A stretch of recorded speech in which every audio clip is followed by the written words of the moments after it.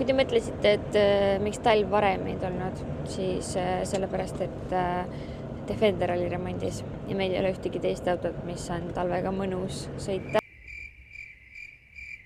Aga Defender on nüüd tagasi ja talv saabus ka, nii et lõpp hea, kõik hea. Väike ülevaade sellest, mis me Defenderiga tegime. Kui sa veel ei tea, siis umbes aasta aega tagasi ostsime me Defenderi. Esialgu me väga palju temaga midagi teinud. Käisime taga Soomes, sõitsime taga kraavi, vahetasime väljad ja rehvid ära. Evo Corse, Dakar Zero, Antratsiite, BF Goodrich from Alabama. Siis tal oli mingi snorkel ja katuseraamid, lisatuled, kogu siuke meil. Katuseraamid me võtsime maha, sest et ei mahu meile garaaži koos katuseraamidega. See katuseraam elab meil verandal nüüd, sest ei mahu meile garaaži. See Defender oli tegelikult väga heas korras, aga nipet-näpet oli ikkagi vaja teha. Aga mingi hetk me otsustasime, et me viime ta üldsegi Viljandisse ja laseme rataautol teha ära hunniku asju, mis temaga on vaja teha. See kere tegelikult oli väga heas korras, aga temaga oli täpselt niimoodi, et igal paneelil oli nagu midagi veits korrast ära, mis tähendab muidugi seda, et kogu paneel tuleb üle värvida. Aga jah, eelmine omanik oli siin-seal mingeid pintsliga parandusi teinud. Kuskilt oli ka pott mingid veidrad kriimud saanud. Mingi hunnik kere detaile tegelikult lõpuks värviti üle. Tal oli tagastange, oli päris roostes. See sai ka täiesti üle värvitud. Ja eelmine omanik oli nagu suhteliselt paljudes kohtades lihtsalt tuimalt augud sisse lasnud, et siis mingeid juppe külge kerida. Seega suht palju seda sai ka parandatud. Lisaks sellele interjööris siis eelmisel omanikul oli immo, mis oli suhteliselt tuimalt sinna lihtsalt aretatud. Seega selle mingi hetk Robin võttis maha, mis oli väga valulik protsess, sest et kogu armatuur tuli ära võtta. Ja tagasi panna.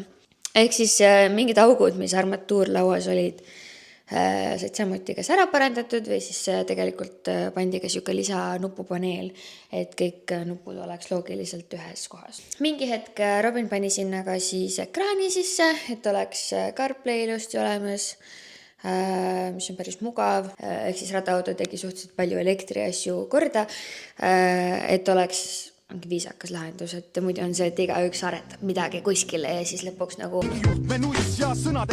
radaautos võeti ka snorkel ära, mis oli suht nunno, aga suhteliselt kasutu meie kasutusviisi juures. Siis mingi nipet-näpet veel pidurid. Lisaks, kuna tal vahekast lekkis, siis see tuli niikuinii ära võtta ja selle käigus oli lihtne teha ka kesktihvrile mingi LSD-laadne lahendus. Mitte otseselt isegi nagu off-roadi pärast, vaid eelkõige suurem eelis selle juures on see, et käiguvahetusel ei ole enam sükest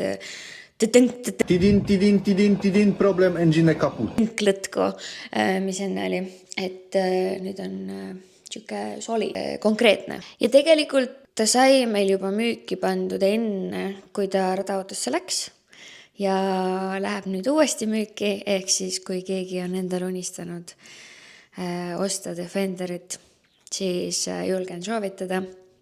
Tegu on Defender 90-ga, mis tähendab seda, et ruumi ei ole, aga nunnu on ja heas korras. Mingid asjad on veel, mida me ilmselt siin jooksvalt teeme, kui keegi teda just ostma ei torma.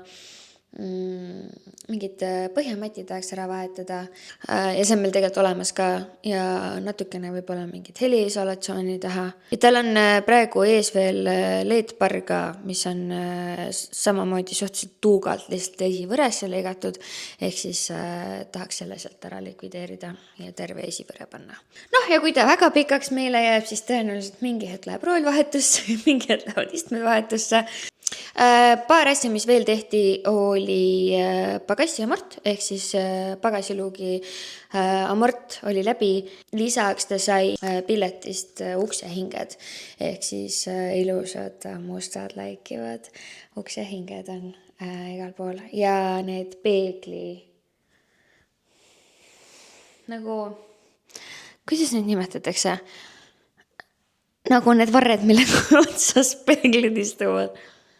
Ühesõnaga, peegli kinnitused siis, mis peeglid hoiavad. Need said ka uued. Lisaks peeglid said soojenduse ja ka valgustuse, nii et bänger. Jõhkralt nunnu auto on.